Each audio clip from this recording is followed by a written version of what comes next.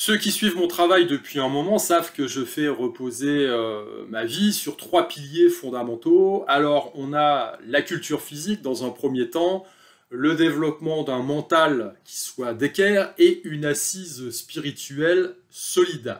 Alors, la plupart des gens qui m'ont suivi dans une première partie de vie l'ont fait à travers les ouvrages que j'ai proposés, hein, les ouvrages sur la préparation physique, sur le sport et les arts martiaux. Et donc c'est dans cette dynamique-là que j'ancre mon travail, dans une dynamique plus traditionnelle, on va dire. Donc la culture physique au sens noble, c'est du travail sur le corps mais avec du sens. Donc on est quand même assez éloigné de l'esprit du bodybuilding qui ne cherche qu'à faire gonfler ses muscles avec une armoire à pharmacie assez remplie, des régimes hyper stricts, et puis une salle équipée de machines flamboyantes. Donc moi, je suis plutôt minimaliste et je m'ancre plutôt dans le côté, on va dire, traditionnel du travail. Donc en clair, vous, votre corps, n'importe quel environnement, et puis la connaissance, surtout ça c'est important, savoir ce que l'on pratique. Et on y va, hein, évidemment, en parallèle avec le développement de savoirs martiaux, hein, liés au combat, liés à ma pratique des arts martiaux. Donc évidemment, quand on est dans ce cadre-là, eh bien, on tricote finalement un cercle vertueux avec le travail du mental, ce qui est évident, hein, et le travail avec partenaire aide beaucoup, puisque évidemment, quand vous faites un sparring et puis vous prenez une fessée, que vous êtes crevé, et que le gars en face eh bien, essaye de vous faire sortir les tripes, eh bien, vous devez donner le meilleur de vous-même. Donc on a un travail mental. Lorsque vous êtes seul face à l'objectif que vous êtes fixé en termes, on va dire, de performance sportive, bah, c'est pareil, il y a du mental. Bref, on trouve ça partout. Alors, l'assise spirituelle vient chapeauter le tout et elle me semble également être super importante puisque elle est négligée, en fait. Elle est négligée depuis très très longtemps ou alors elle est dans le cadre d'une fragmentation de l'individu en général, elle est dissociée. C'est-à-dire qu'on ne peut pas se revendiquer d'avoir une certaine forme de spiritualité quand on est dans le combat, la baston, ou alors quand on est dans le côté purement, on va dire, physique, développement de la force, etc. Alors que c'est une erreur incroyable et que c'est un phénomène qui est relativement récent dans le temps, puisque nos ancêtres avaient cette dimension spirituelle qui imprégnait tous les champs de leur vie. Voilà.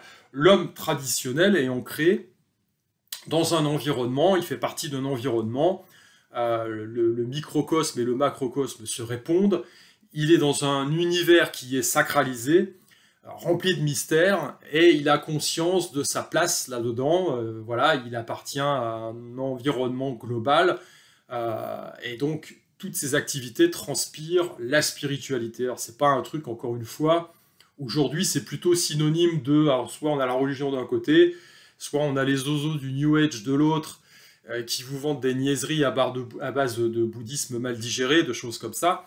Mais à la base, c'est pas ça du tout. On baigne tous dans un environnement spirituel. Voilà, c'est comme ça. Et l'homme traditionnel avait parfaitement conscience de cette chose-là. Donc, cette assise spirituelle revêt une dimension éminemment pratique, pour plusieurs raisons. La première raison, c'est qu'elle permet un ancrage. Elle permet un ancrage dans l'environnement, dans la bulle espace-temps dans laquelle on se trouve aujourd'hui. Si vous êtes dans une situation de difficulté, que vous devez lutter, et Dieu sait que l'on doit tous lutter, hein. Cette vie, cette incarnation, c'est une lutte, à mon sens, permanente. Eh bien, cet ancrage spirituel doit vous permettre d'avoir une action beaucoup plus affirmée. Je m'explique. Lorsque vous avez résolu certains conflits intérieurs, vous allez avoir, et normalement manifester, un temps de prise de décision très rapide. Et dans une situation de survie, eh bien, ça peut être fondamental parce qu'on peut apprendre, par exemple, si on prend l'exemple du combat, on peut apprendre plein de techniques différentes, etc. Mais ce qui va vous permettre à un instant T de pouvoir sortir le meilleur de vous-même, sortir en vie, ça dure une fraction de seconde, il faut être rapide, on n'a pas le temps de réfléchir, on n'a pas le temps effectivement de se poser des questions existentielles, il faut avoir résolu ces problèmes avant. D'où voilà, cette assise spirituelle qui est importante, ça peut vous faire gagner des fractions de secondes hyper importantes à un instant fatidique du scénario, j'ai envie de dire. Donc il y a cette dimension-là. Il y a, en clair, la conscience de votre place, de votre positionnement en tant qu'homme ou femme sur cette terre, quelles sont vos croyances, on va dire, par rapport à l'au-delà, par rapport à la vie sur cette terre. Et encore une fois, en termes de prise de décision, eh bien, ça peut être fatidique. Hein. Si vous n'avez pas une forme d'ancrage liée à la foi, tout simplement. Et la foi, c'est quelque chose qui est également logiquement intrinsèque à l'individu, mais si vous n'avez pas la foi, rien n'est possible. Rien n'est possible. Alors, quelles que soient vos croyances, d'ailleurs, hein, petit aparté, encore une fois, moi, je respecte les croyances de chacun. Voilà, chacun croit ce qu'il veut. Ce qui est important, c'est qu'il respecte les croyances d'autrui et que tout ce beau monde réussisse à vivre ensemble. Voilà. La spiritualité doit permettre de vivre correctement, de pouvoir agir également correctement, bref, de vous offrir une forme de libération. Et donc, la foi, c'est un élément qui est fondamental dans l'équation, parce que si vous n'y croyez pas, si vous vous lancez dans un combat, puis déjà vous avez l'impression que vous ne tiendrez pas la route, que vous ne pourrez pas gagner, que vous ne pourrez pas tenir, enfin bref, que vous voudriez sortir de la situation, vous n'avez pas la foi déjà, voilà. Donc c'est mal parti, hein. Si vous n'y croyez pas, vous n'avez aucune possibilité, eh bien, finalement, de donner la vie, de créer quelque part. Donc ça, c'est un élément hyper important. Dans un environnement comme celui dans lequel on évolue aujourd'hui, on voit bien qu'on est dans une forme de guerre spirituelle.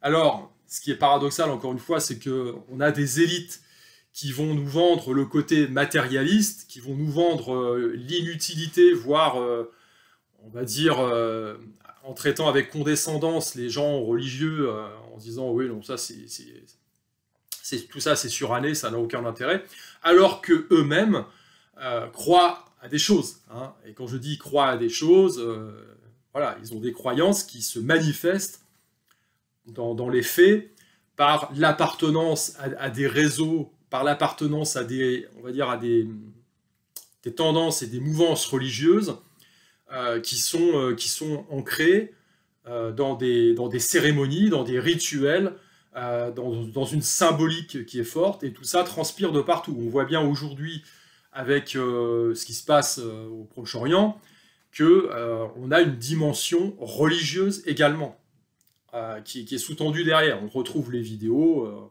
voilà, je ne vais pas m'étendre là-dessus, mais on peut trouver toutes les preuves. Hein. Donc, j'ai envie de dire, l'homme de la base doit lui-même retrouver cette notion et ce sens du sacré. Pourquoi? Parce que ça va lui permettre déjà de mieux vivre, et puis d'ancrer son action, concrètement, d'agir. Pourquoi? Parce que si vous n'y croyez pas, eh bien vous allez baisser les bras et vous n'allez pas être dans l'action. Et ça me paraît être une partie, encore une fois, je me répète, mais fondamentale de l'équation, puisqu'à partir du moment où on est incarné, quelles que soient vos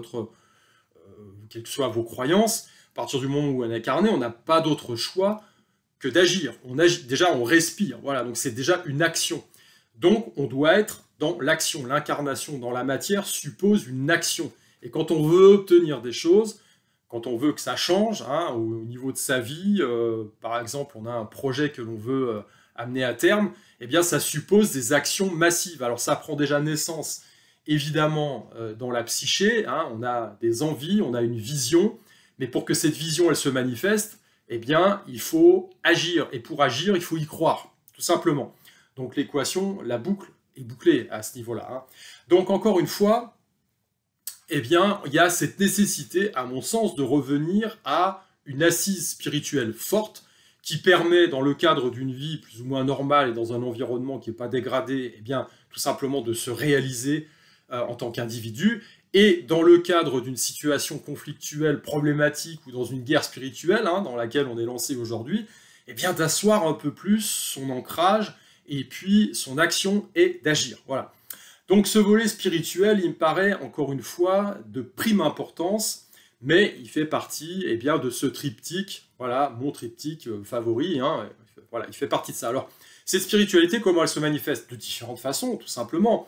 Par un enrichissement à travers des lectures, par la pratique, ça c'est super important, par la méditation, par la pratique religieuse, par le lien avec les autres, par une pratique artistique également, toute pratique finalement qui va vous permettre de toucher autre chose que la matière, tout simplement, d'être en connexion. Peut-être qu'en méditant face à un magnifique coucher de soleil, vous aurez cette sensation d'appartenir à quelque chose de plus grand que vous, quelque chose de beau, et ça va vous apporter de la sérénité, donc c'est déjà bien. Voilà.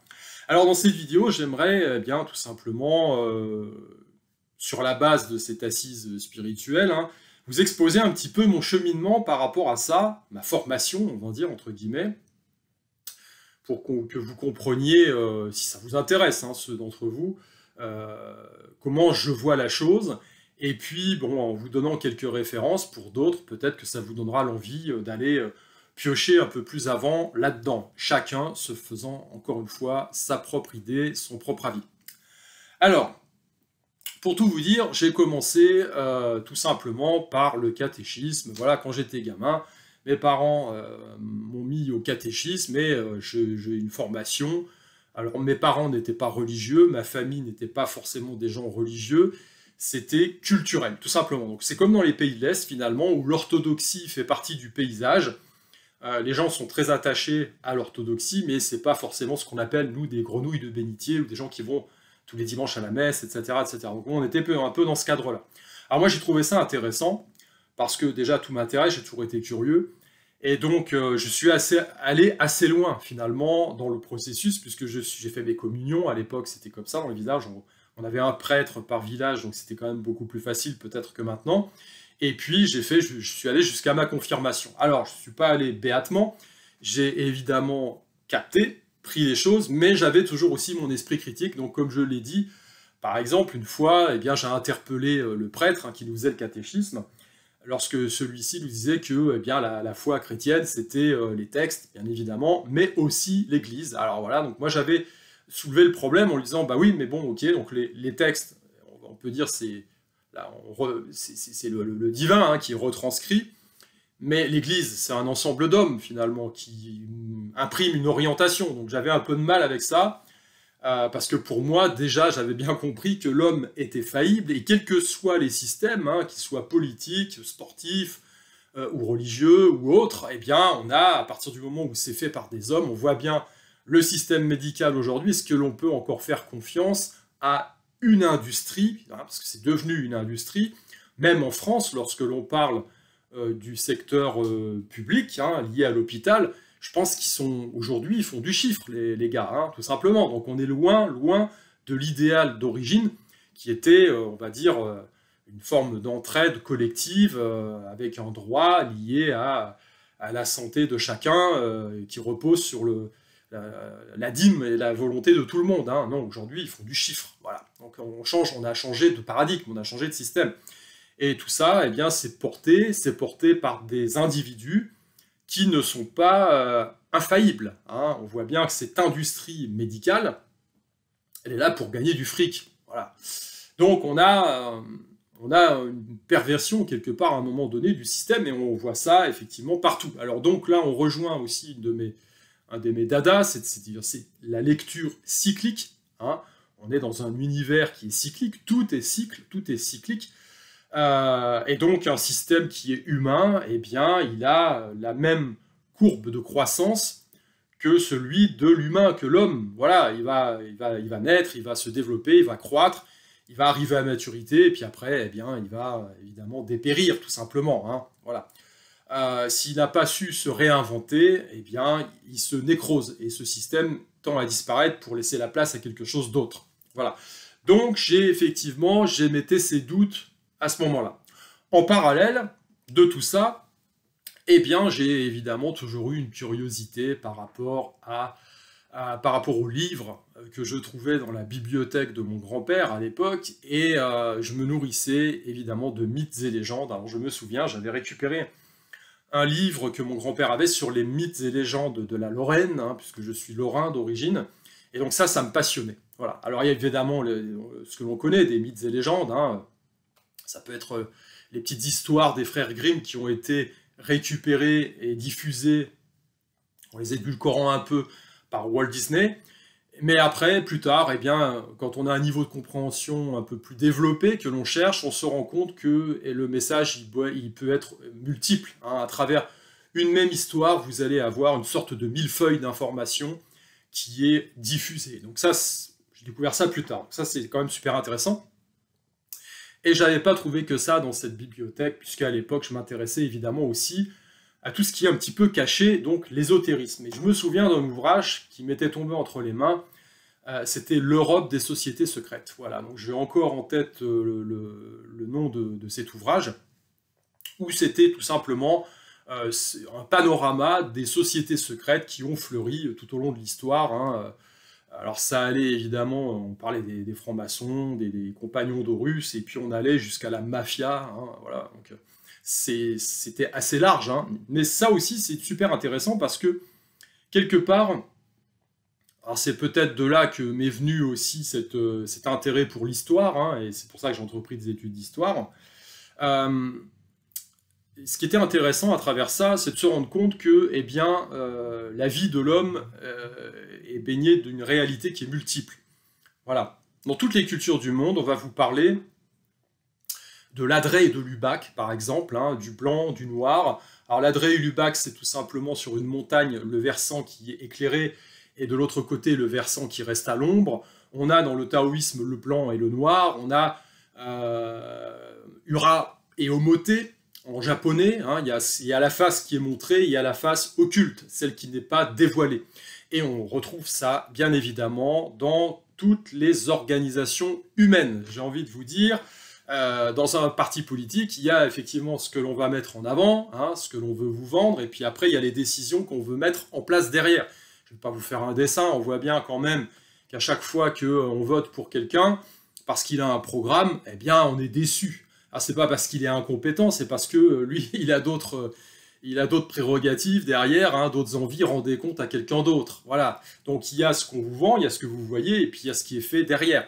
Dans les arts martiaux traditionnels, il y avait un maître, évidemment, qui était le VRP du style, et puis il y avait un maître de l'ombre, qui lui-même gérait réellement l'école. Il y a les techniques qu'on montre, et puis il y a celles qui sont réservées, entre guillemets, à une élite. Voilà. C'est comme ça pour tout. C'est comme ça pour tout. Notre histoire, eh bien, baigne là-dedans. C'est culturel et c'est valable pour toutes les cultures du monde. Il y a ce côté, on va dire, visible et puis ce côté caché. Et donc, ça, je l'ai compris assez tôt. Et eh bien, ça a éveillé mon intérêt. Ça a éveillé mon intérêt pour les choses un peu cachées. Et eh bien, ça me donne envie, bien évidemment, de lever le voile à chaque fois pour comprendre, hein, pour aller voir derrière les apparences. Alors, après, il y a d'autres ouvrages, hein, qui m'ont marqué. Je vais en citer un ici qui n'a peut-être pas vraiment rapport avec la spiritualité, mais qui était assez marquant.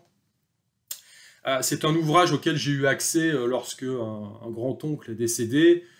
Ma tante, à l'époque, m'a ouvert la bibliothèque. Elle m'a dit ouais, il y a plein de livres, donc si ça t'intéresse. Et évidemment, je suis resté bouche bée devant sa bibliothèque que je n'avais jamais vue à la base, hein, et c'était une bibliothèque remplie d'ouvrages. Certains, ils les avaient en double ou en triple, remplis de notes, et qui touchaient tous les domaines, de la philosophie à la religion.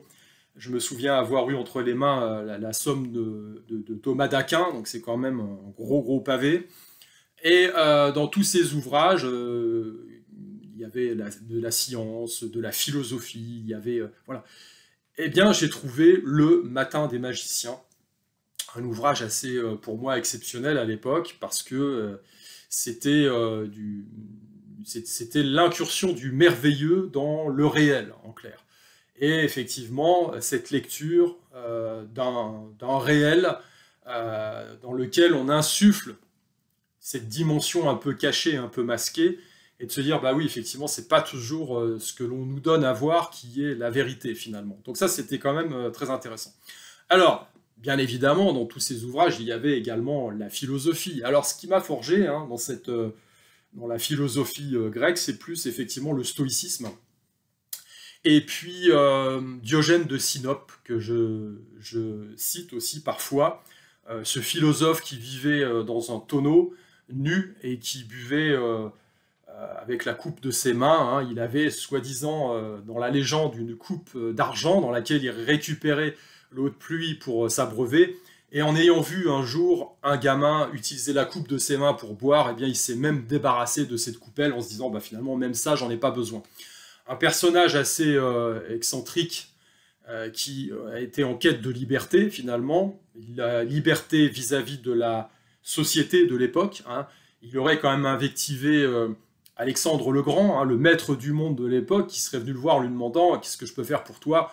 Diogène lui aurait répondu « Ôte-toi de mon soleil ». Il fallait quand même les avoir bien accrochés. Hein. Diogène de Sinope, qui était par ailleurs, a priori, un très bon lutteur. Donc on est encore dans cette dimension et cette assise à la fois physique, mentale et spirituelle. Hein. Tout se relie à chaque fois.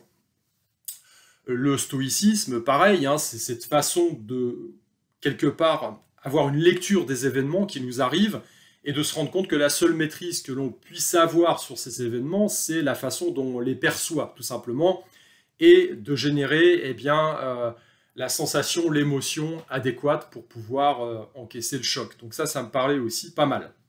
Voilà. Et puis bien évidemment, eh bien, en parallèle de tout ça, il y a eu mon incursion, et parce que ça fait partie totalement de ma vie, hein, c'est partie, j'allais dire, constitutive de mon individu, cette incursion dans la culture asiatique à travers la pratique des arts martiaux.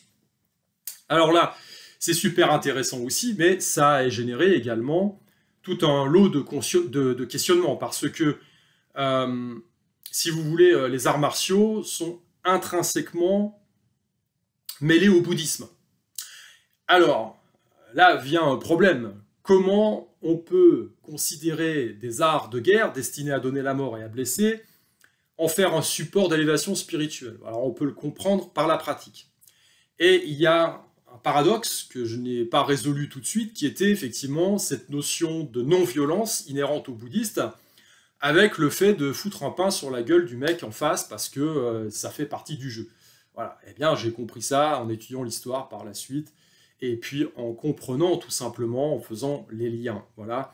Et un des textes majeurs qui m'a aussi aidé à comprendre ça, eh bien, c'est la Bhagavad Gita, qui est un texte qui est quelque part pour l'ensemble de l'humanité également une pépite. Voilà, tout simplement.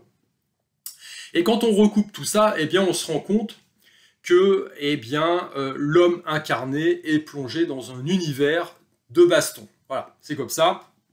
Quelle que soit votre conception du divin, de la spiritualité ou votre côté religieux, eh bien, la réalité factuelle, c'est qu'à partir du moment où on vient au monde, eh bien, on est plongé dans la guerre. Tout simplement, il faut se faire violence, il faut user parfois de la violence, alors peut-être contre les autres, très souvent contre soi-même, hein, contre sa propre inertie, ses biais psychologiques, etc., etc. Mais dans tous les cas de figure, c'est une guerre. Vous devez lutter contre des événements qui vous tombent sur le coin du nez et qui sont difficiles. Vous devez lutter contre la maladie, les accidents, vous devez lutter contre la concurrence, vous devez lutter... Bref, c'est une lutte permanente. Et c'est ce qui explique tout simplement que, parce que ça ne change pas, hein, on nous fait croire aujourd'hui que par exemple, aux États-Unis, on n'aurait plus besoin d'armes, etc. Les pères fondateurs ont mis en place une constitution pour garantir que le véritable contre-pouvoir à l'État soit le citoyen. Voilà, c'était vrai il y a 300 ans, je pense que c'est toujours vrai aujourd'hui, malgré tout ce qu'on peut nous dire. Donc ça ne change pas. Pourquoi? Parce que l'homme n'évolue pas, donc on est toujours plongé dans une baston perpétuelle. Et à partir de là, eh bien, on comprend bien que... si l'on fait un tour au Japon, en Chine, eh bien, le développement du bouddhisme a été intrinsèque à la violence, ça a toujours été ça. Les monastères étaient remplis de moines à la fois guerriers et de soldats qui étaient embauchés, de milices, hein, qui étaient chargés de défendre la communauté de moines, les intérêts du monastère, mais également peut-être le territoire. C'est ce qui s'est produit au XXe siècle avec Shaolin, par exemple, hein, pour les pratiquants d'arts martiaux, le célèbre temple Shaolin. Eh bien, en 1928, lorsqu'il a été incendié une nouvelle fois, puisqu'il y a eu de nombreuses vicissitudes dans l'histoire pour ce temple, eh bien, il y avait plusieurs milliers de moines là-dedans. Et un moine de la fin des années 20, eh bien, c'était plutôt un soldat en uniforme avec des armes à feu, un fusil, voilà, plutôt que le moine qu'on imagine, comme dans la série Kung Fu, avec sa en train de faire des acrobaties ou de sauter au mur avec une tenue, une robe safran. Voilà, c'est la réalité. Au Japon, c'est la même chose. On a depuis le 6e siècle et le développement des monastères et le développement du bouddhisme, eh bien, on a la figure, par exemple, mythique du Sohai, qui est un moine guerrier. Hein. Alors, ils sont pas tous bons, hein, effectivement, comment dire, dans la mythologie japonaise. On a beaucoup de moines défroqués, beaucoup de bandits qui essayent de vivre comme des moines, ou de personnes du commun qui essayent de vivre, ou de faire croire qu'ils sont des moines pour éviter l'impôt, etc. Des hommes forts qui se réfugient dans des monastères, parce que comme ça, on peut éviter la justice du shogun. Enfin bref, c'est un beau bordel. Mais en fait, c'est symptomatique et c'est représentatif de la vie en général. Voilà. Alors, si on revient en Occident, bah, écoutez, on a la même chose. Hein, je veux dire, on a les ordres guerriers. Alors, même si au niveau du développement du christianisme, on a eu des efforts qui ont été faits pour justement polisser la société. Il y a eu la paix de Dieu, la trêve de Dieu, on évitait de se foutre sur le coin du nez le dimanche, pendant les jours fériés, etc. Bah, malgré tout, l'idéal chevaleresque également, hein. Bah oui, alors l'idéal étant ce qu'il est, ça reste un idéal, il y a beaucoup de dérapages, hein. La prise de Constantinople par les croisés, par exemple, hein, 3 jours de viol, de massacre, etc. Bon, bref, alors que c'était pas nécessaire.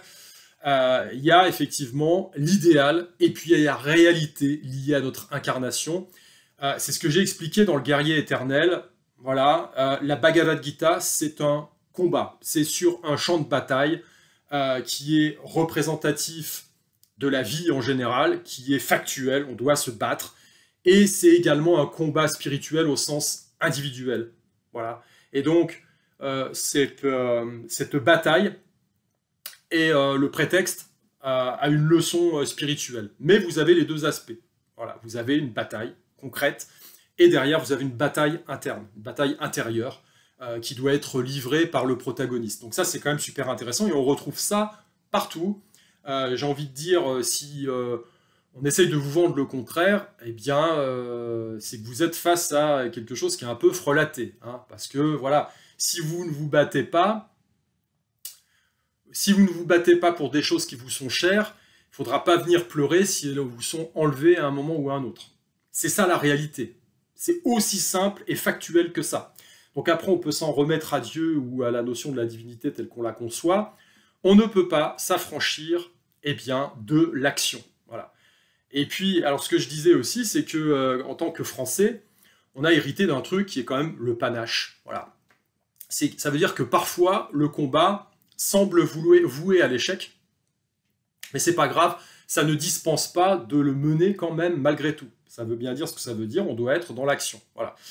Et donc, eh bien, tout ça, ça a enrichi ma démarche, mon assise spirituelle, donc qui s'ancre à la fois dans le christianisme, la foi chrétienne, mais plutôt de l'origine. Hein. Je rejette un peu toute cette évolution, j'essaie de puiser l'essence, hein.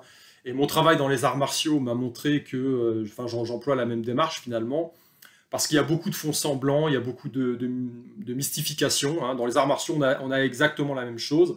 Et donc, il faut savoir faire le tri pour tirer la substantifique moelle.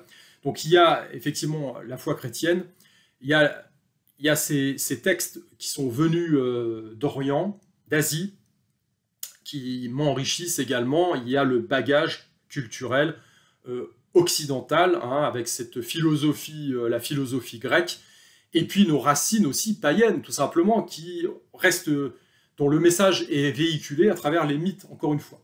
Alors, il faut que je vous dise aussi quelque chose par rapport à tout ça.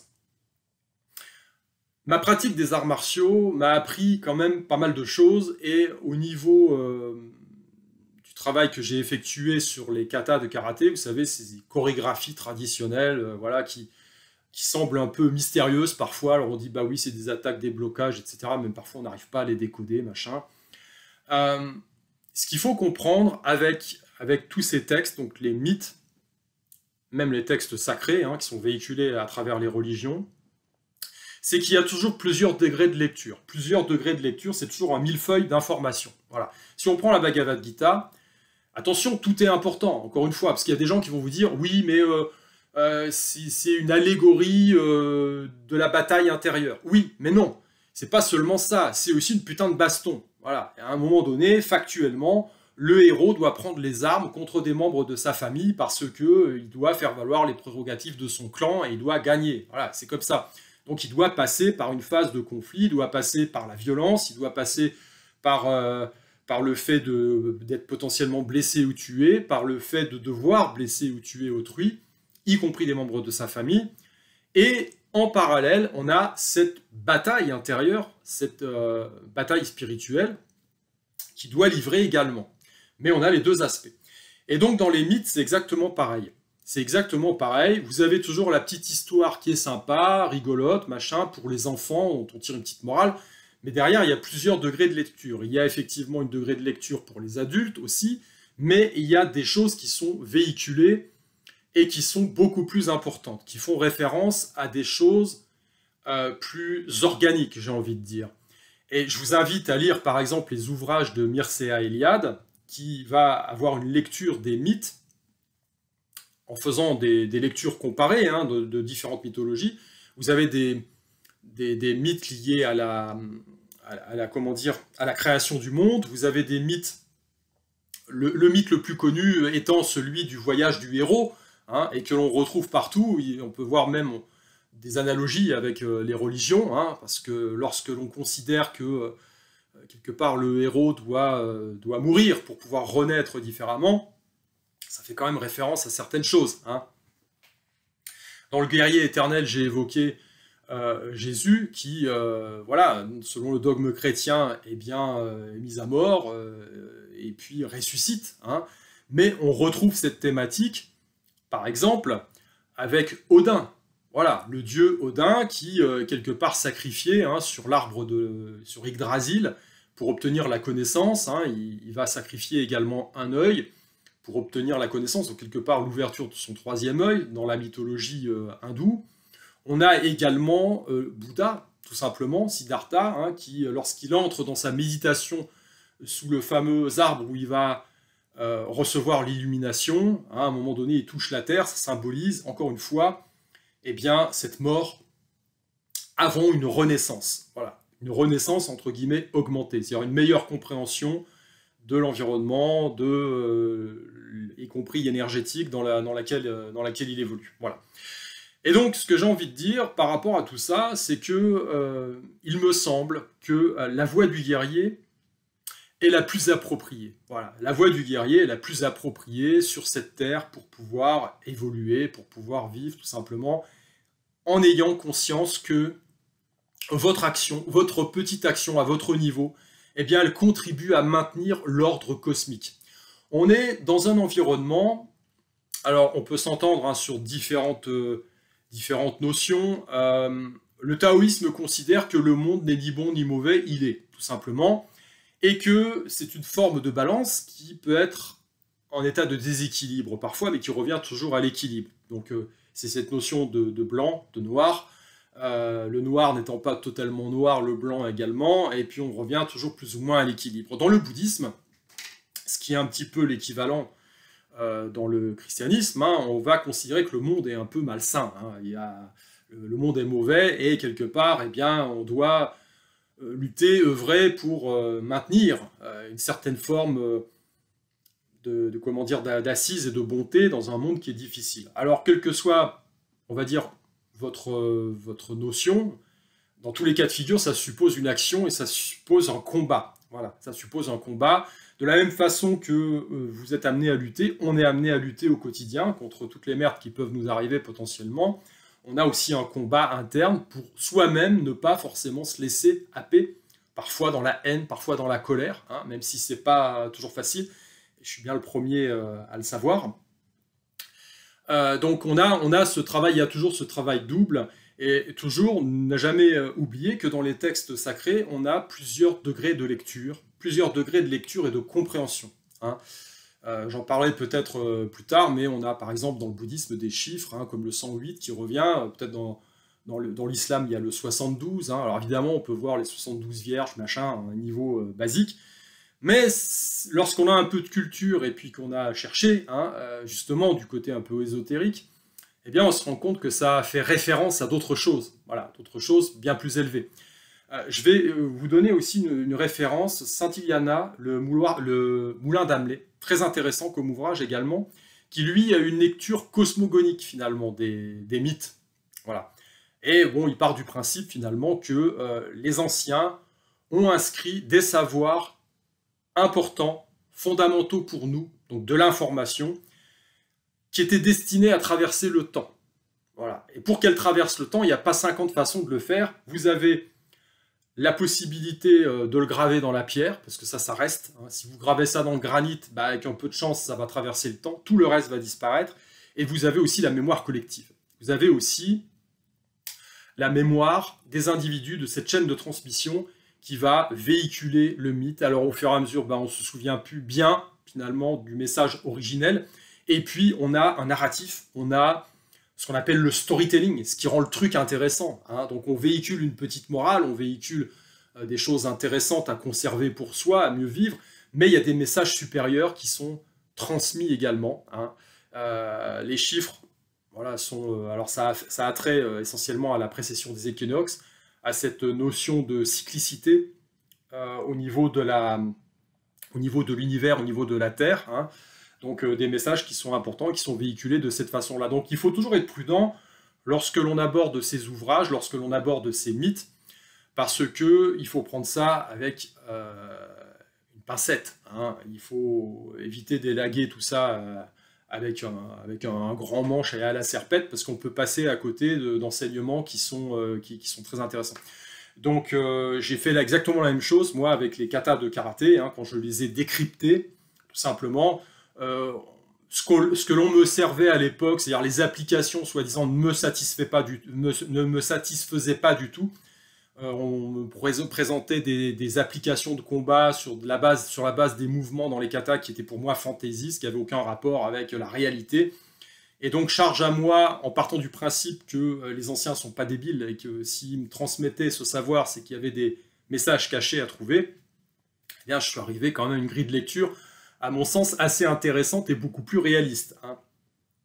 Donc, on peut toujours faire la même chose, effectivement, à travers les textes. Alors, c'est en ça, aujourd'hui, que je suis très attaché à cette notion de foi. Encore une... Voilà.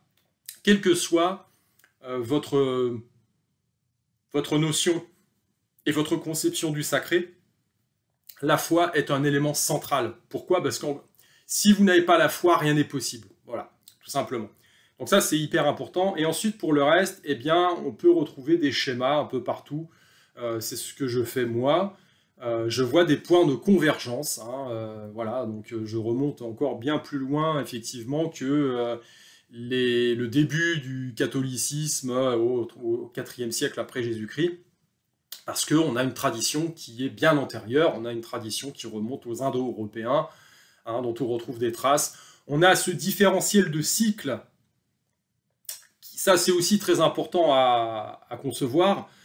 Lorsque l'on est dans les pays de l'Est dans les années 2020-2025, on a parfois l'impression de se retrouver dans les pays occidentaux dans les années 80. Bah oui, bah c'est logique, hein, il y a une différence de cycle.